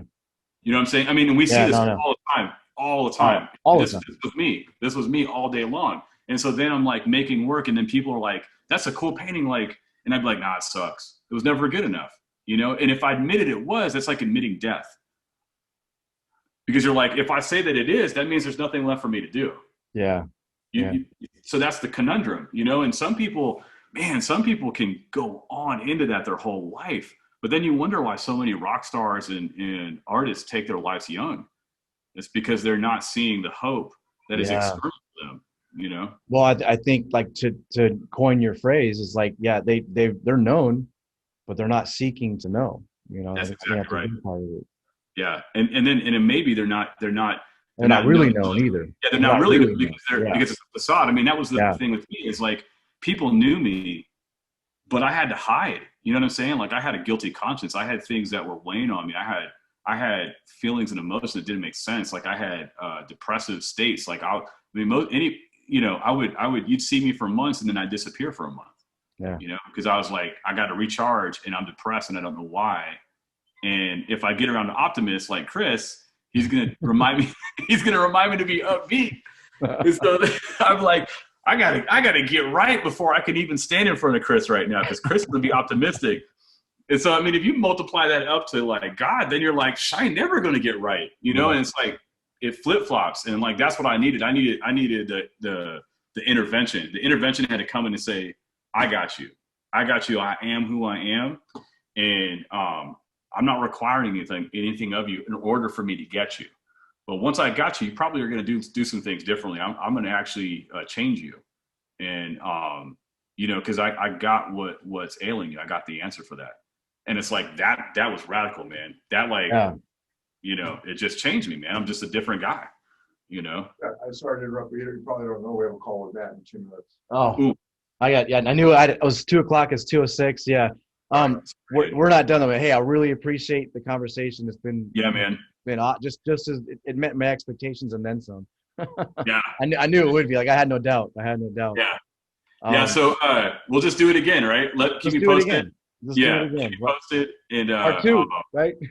Yeah, part 2. Let's do part 2 in the spring or summer or something. When are you going to release all these, in the spring? No, that's actually up in the air right now.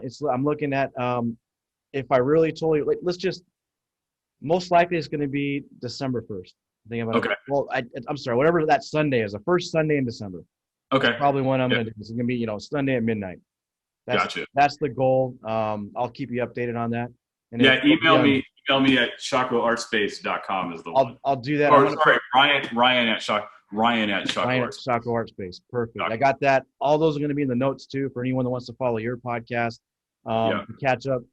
Is that work? What is the website the best place to catch up with what you're doing? Where's the best place? So if you want to look like the shockoeartspace.com and then check out Shockoe Artspace Studios, it's all on the same website.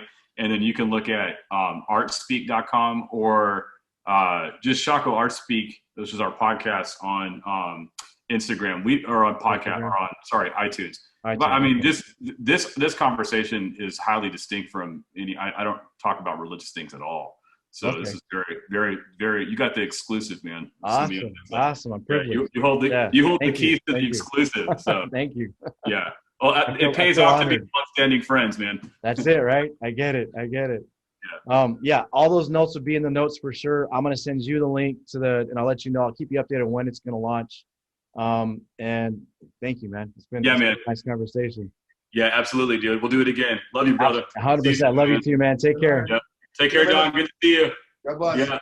Yeah. Give the family my best. We will. Same with you, man. Give hugs and kisses all the way around. We'll be in touch, man. Take care.